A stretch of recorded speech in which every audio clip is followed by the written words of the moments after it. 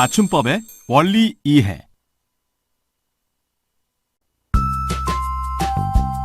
이번 시간에는 맞춤법의 중요성과 맞춤법을 배우는 이유에 대해 알아보겠습니다. 그리고 맞춤법을 무작정 외우기보다 원리로 접근할 수 있도록 맞춤법의 간단한 원리를 학습하겠습니다. 또한 직장인들이 자주 틀리는 대표적인 맞춤법을 확인하고 올바로 사용할 수 있도록 합니다. 자, 시작해볼까요?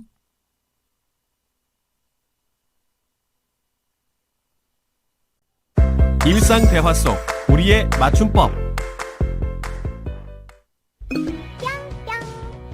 오빠, 감기는 괜찮아요? 아, 다 나았어. 감기 다 나았으면서 연락도 안 하고. 어쨌든 다행이네요. 그럼 오랜만에 만나서 얘기 좀 해요. 무슨 일 있어? 회사에서 어이없는 일이 있었어요. 그래? 언제 만날까? 목요일에 돼? 그날 안 돼요. 그럼 오늘 밤에 보자. 네, 조금 있다가 연락 줘요. 남녀의 대화 내용 잘 보셨나요? 흔히 우리가 가볍게 나누는 일상 대화 내용인데요. 차라리 오타였으면 좋았을 것 같은 부분이 많이 보입니다. 여러분은 이 대화에서 몇 개의 틀린 맞춤법을 찾으셨나요? 정확하게 알고 있는 것도 있겠지만 미처 알지 못해 놓친 것이 있을 수도 있습니다. 무엇이 어떻게 바뀌어야 할지 한번 볼까요? 틀린 맞춤법은 총 9개입니다. 이러한 맞춤법 실수는 단 하나의 자음이 섞이면서 뜻이 달라지는 경우도 있고 의미는 전달되지만 표기법이 틀린 경우도 있습니다. 사실 우리나라 맞춤법은 어렵고 헷갈리는 경우가 많습니다.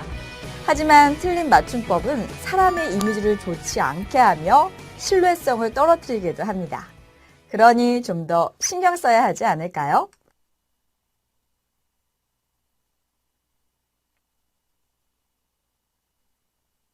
많은 사람들이 맞춤법이 중요하다고 말합니다. 그러면 맞춤법의 중요성은 어느 정도일까요? 이 질문에 금방 답하기는 어렵습니다. 중요하다를 판단할 때는 무엇보다나 어디에서와 같은 것을 포함하여야 답할 수 있기 때문이죠. 그러면 질문을 바꿔볼까요? 맞춤법이 글쓰기에서 가장 중요할까요? 그리고 맞춤법이 마감보다 중요할까요? 유감스럽게도 두 질문에 대한 답변은 모두 그렇지 않다입니다. 글쓰기에서 가장 중요한 것은 주제와 구성이지 맞춤법이 아닙니다. 그리고 다양한 문서 절차에서 중요한 것은 마감이지 맞춤법이 아닙니다. 맞춤법이 덜 중요하다니. 맞춤법 강의에서 이런 말을 하는 이유가 무엇일까요?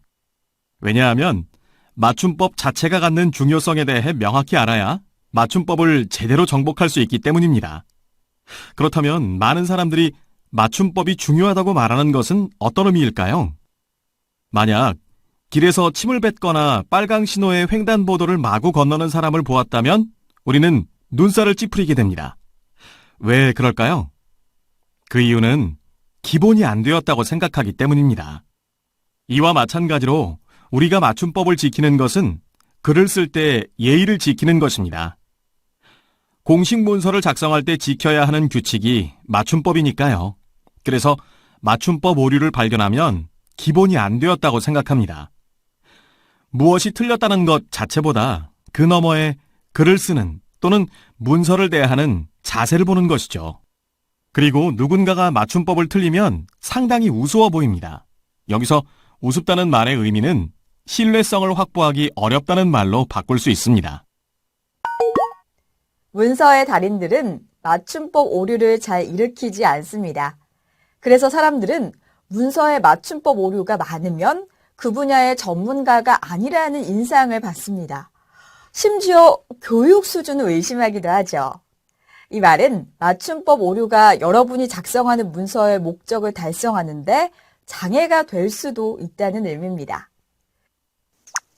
또 맞춤법을 잘 지키지 않으면 의도하는 대로 내용 전달이 잘 되지 않는 경우도 있습니다. 재미있는 예들을 몇 개 볼까요? 우리가 화면과 같이 이렇게 적었다 생각해보죠. 무엇이 문제일까요? 이 문장들은 띄어쓰기 오류로 인해 의미 전달이 어려운 상황입니다. 즉, 띄어쓰기가 의미 전달에 영향을 준다는 의미이죠. 띄어쓰기 하나로 내용이 다르게 전달될 수 있는데요. 어떻게 뜻이 달라지는지 볼까요? 서울시 어머니 합창단이 띄어쓰기 하나로 서울 시어머니 합창단으로 돌변했습니다. 그리고 아빠가 죽을 먹는다는 아빠 가죽을 먹는다로 띄어쓰기 하나로 다큐가 호러로 변할 수 있죠. 또한 오늘 밤나무를 심는다는 오늘 밤 나무를 심는다로 의미가 달라질 수 있습니다. 보신 것과 같이 이렇게 띄어쓰기 하나로 문장의 내용이 전혀 달라질 수도 있습니다.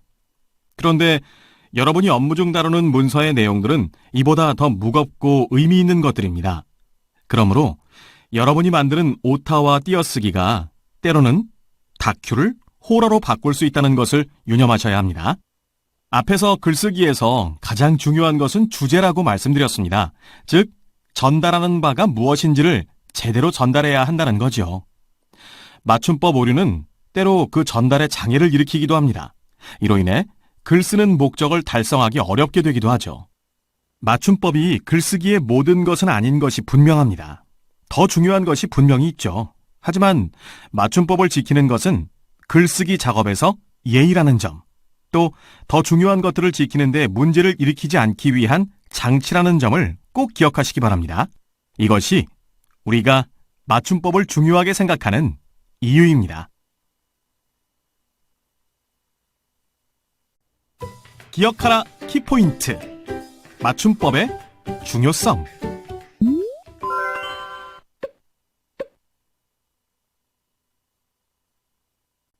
빨강줄의 대신.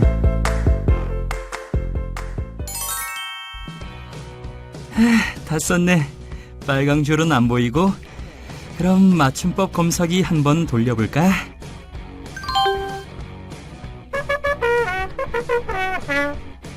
자, 틀린 것 없으니 보고해볼까? 팀장님, 결제 받으러 왔습니다.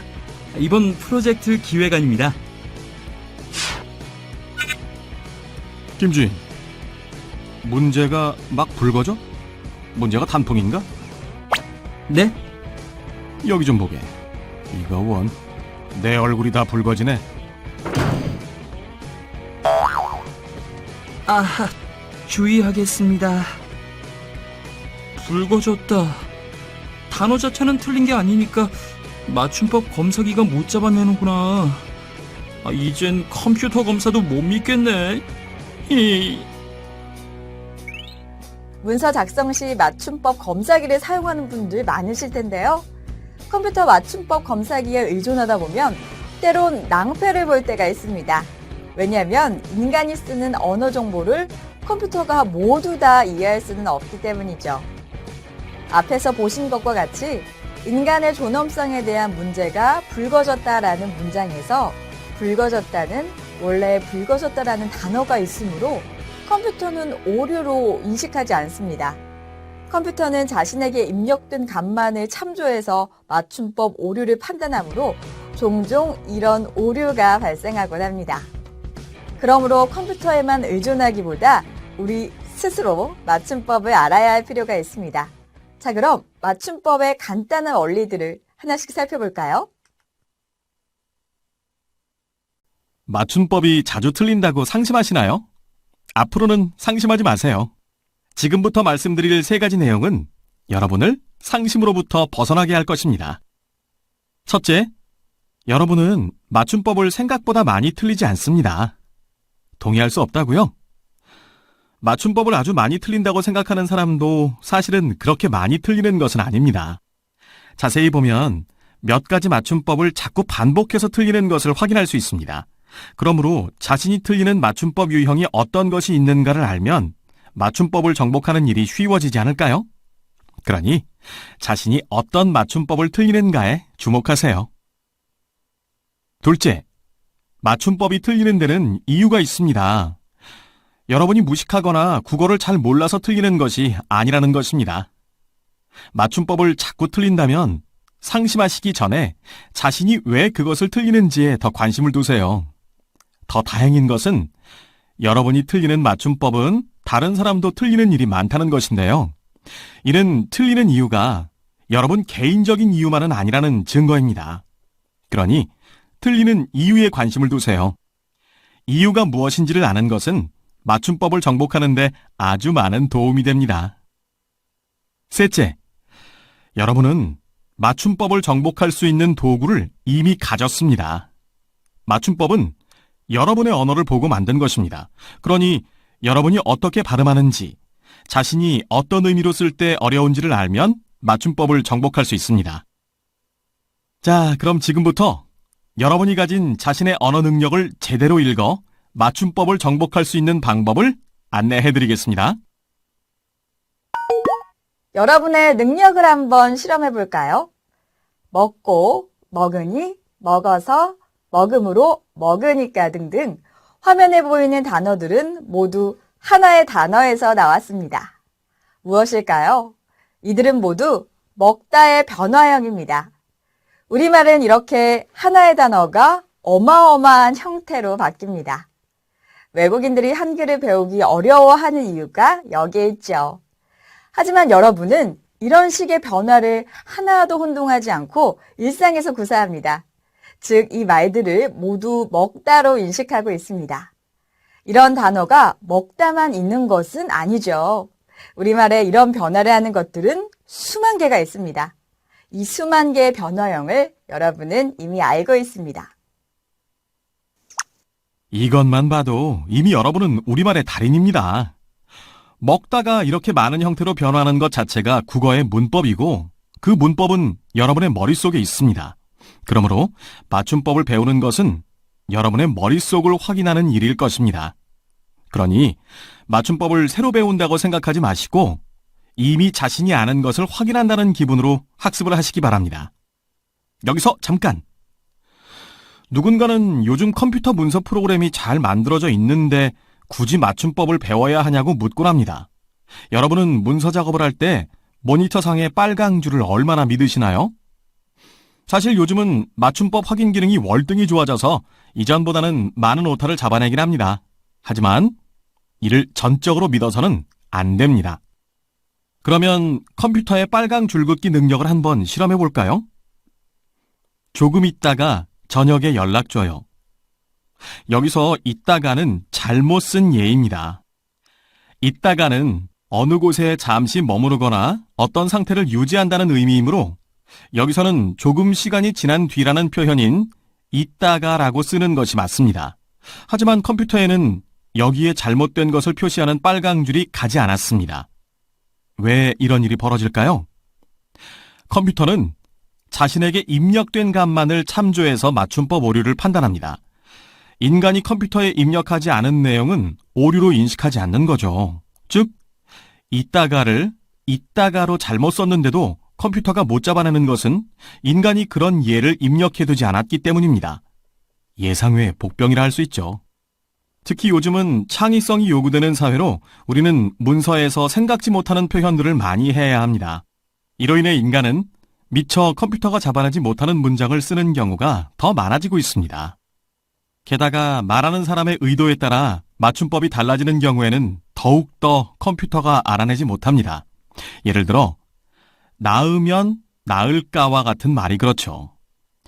아이를 낳으면 병이 나을까인지 병이 나으면 아이를 낳을까인지에 따라서 오류인지 아닌지가 결정되겠죠? 하지만 컴퓨터는 인간이 어떤 의도로 이 말을 쓰고 있는지를 판단할 능력이 없습니다. 이것이 여러분이 문서 작업을 할 때 컴퓨터를 전적으로 믿으시면 안 되는 이유입니다. 그럼 이런 문제는 어떻게 해결해야 할까요? 무슨 일이든 일을 시키려면 자신이 그 일에 대해서 잘 알아야 합니다. 이는 맞춤법도 마찬가지로 적용됩니다. 즉, 맞춤법 오류를 컴퓨터가 잘 잡아내는가를 확인하기 위해서라도 우리가 맞춤법에 대해 잘 알아야 합니다. 맞춤법은 무조건 외우기보다는 원리로 이해해야 합니다. 그 이유는 원리로 이해해야 맞춤법을 기억하기가 쉽고 그와 관련된 많은 사례에 적용할 수 있기 때문입니다. 하나를 보면 열을 안다는 말이 있죠? 맞춤법도 마찬가지입니다. 하나를 배워서 열에 적용할 수 있어야 제대로 아는 것입니다. 그 하나에 해당하는 것이 원리입니다. 원리를 배우면 그 원리 하나로 아주 많은 맞춤법을 이해할 수 있게 됩니다. 이 강의에서 원리에 주목하는 이유가 여기에 있습니다. 원리 하나로 여러 가지 맞춤법 항목에 적용할 수 있는 대표적인 사례를 볼까요? 문서를 만들 때 문장을 다음과 같이 명사처럼 써줘야 하는 일이 많습니다. 이렇게 명사처럼 써주는 것을 명사형이라고 하죠. 그렇다면 명사형은 어떤 원리로 쓰이는 걸까요? 여러분, 동명사라는 말을 많이 들어보셨죠? 이 동명사가 명사형입니다. 동명사란 품사는 동사이면서 역할을 명사처럼 하는 것들을 말하는데 우리말에도 동명사에 해당하는 것들이 있습니다. 예를 볼까요? 어렵다라는 단어를 명사처럼 만들면 어려움이 됩니다. 즉, 국어의 명사형을 만드는 방법 중 하나가 미음을 붙이는 것입니다. 그러면 미음을 붙여 다음의 문장들을 명사형으로 수정해 볼까요? 여기서 중요한 사실 하나. 우리는 흔히 산다만 봐서 이를 마포구 신수동의 3이라고 쓰는데 이러면 안 됩니다. 3이라고 쓰면 우리가 무엇을 사다 할 때의 3과 혼동이 되기 때문에 기본형 살다에 미음을 붙여 삶이라고 써서 3과 구분해야 합니다. 나머지도 모두 동일합니다. 다시 말해, 맞춤법을 제대로 지키기 위해서는 기본형을 생각하는 것이 중요합니다. 산다의 기본형은 살다입니다. 이 기본형에 바로 미음을 이어주어야 바른 표기라는 것이죠. 만들었다, 길다, 운다, 언다 또한 이렇게 기본형을 생각하고 적용해야 합니다. 이것은 동사, 형용사와 관련된 맞춤법에서는 아주 중요한 원리입니다. 자, 기본형 다 앞이 리을로 끝나는 동사나 형용사의 예들 정리해봤습니다. 이 또한 기본형 리을에 미음을 함께 써 명사형으로 수정할 수 있습니다. 이렇게 원리를 알면 이들을 일일이 외우지 않아도 적용이 가능하므로 원리를 학습하시는 것이 중요합니다.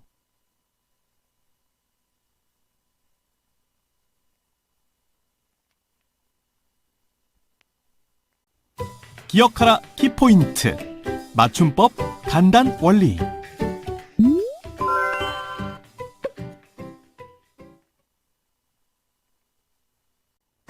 그러므로 그러므로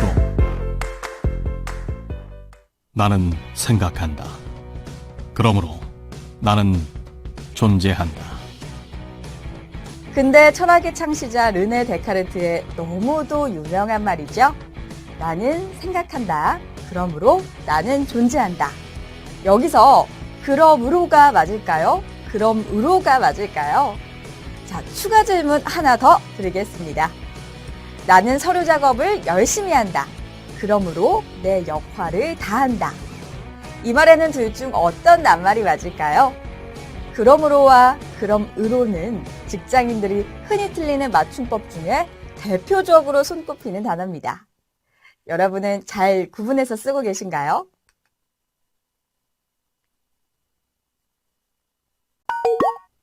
직장 생활을 하면서 맞춤법을 고민하신다면 자신이 특히 자주 틀리는 맞춤법을 별도로 메모해 두는 것이 좋습니다.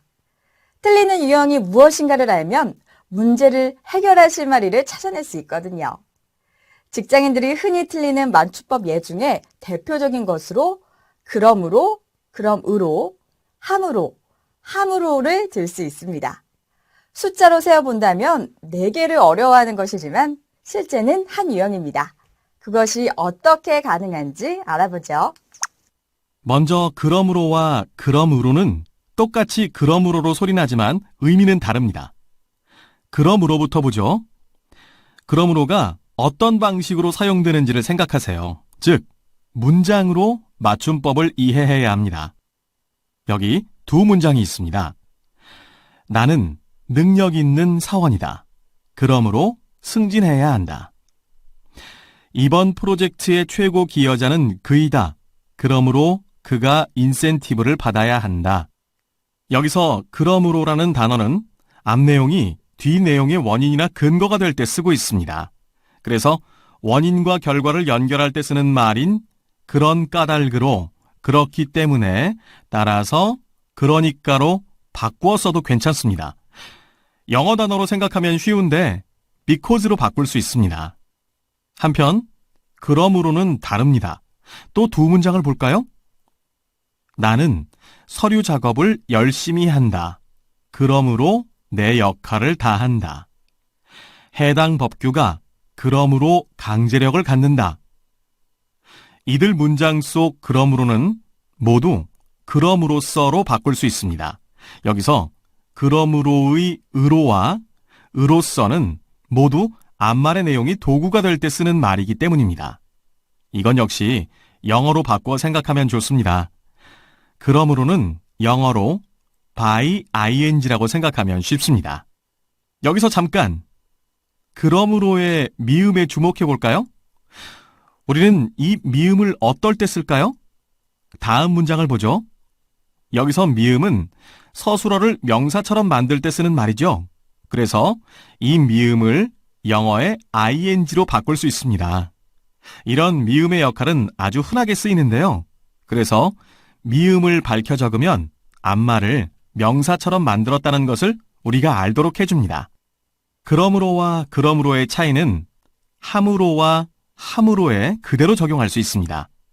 함으로에는 앞에서 배운 because의 의미가 들어있습니다. 그리고 함으로는 by doing의 의미입니다. 이 의미 차이는 무로와 미음으로의 차이에서 생기는 것입니다. 무로에 because의 의미가 들었다는 것만으로 이 둘을 구분할 수 있을 것입니다.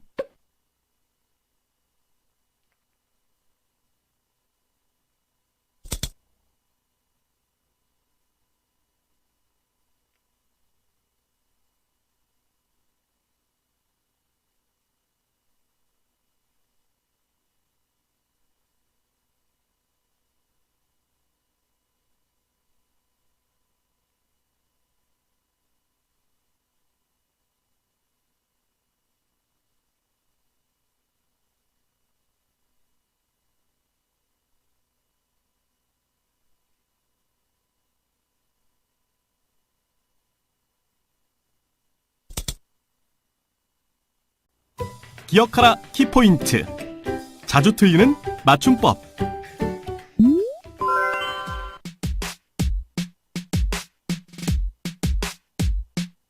나는 능력 있는 사원이다. 그러므로 승진해야 한다. 해당 법규가 그러므로 강제력을 갖는다.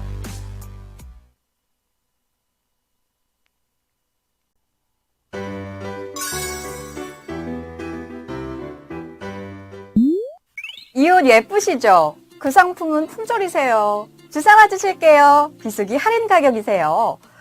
뭔가 어색한데 흔히 들어보신 말이죠.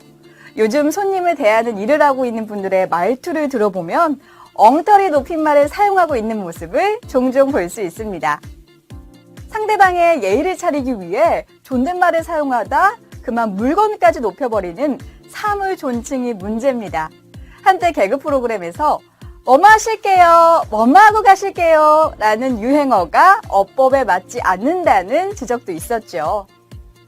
뭐뭐 하고 가실게요는 주체 높이명 선어말 어미 뭐뭐 시와 약속형 종결 어미 뭐뭐 리을개가 함께 쓰인 잘못된 표현으로 뭐뭐 할게요, 뭐뭐 하겠습니다가 바른 표현입니다.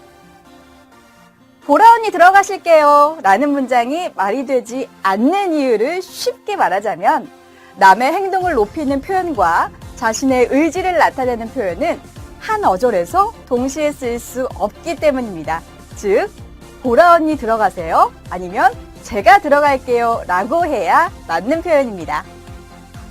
하지만 번호표 받고 기다리실게요, 환자분 돌아누우실게요 이처럼 사회 곳곳에서 잘못된 표현을 볼 수 있습니다.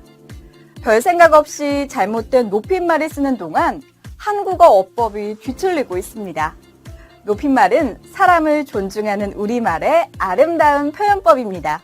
현재 상황에 맞게 그리고 너무 과하지 않게 적절히 어법에 맞는 표현을 하시면 좋을 것 같습니다.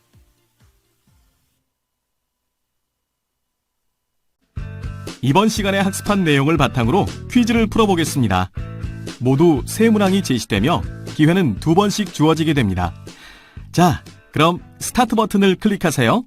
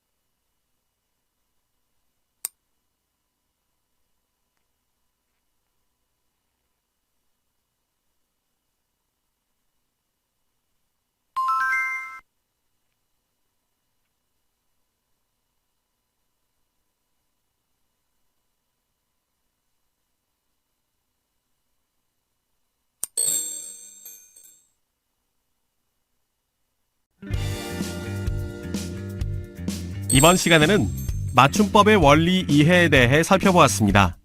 다음 시간에는 발음으로 이해하는 맞춤법에 대해 알아보도록 하겠습니다.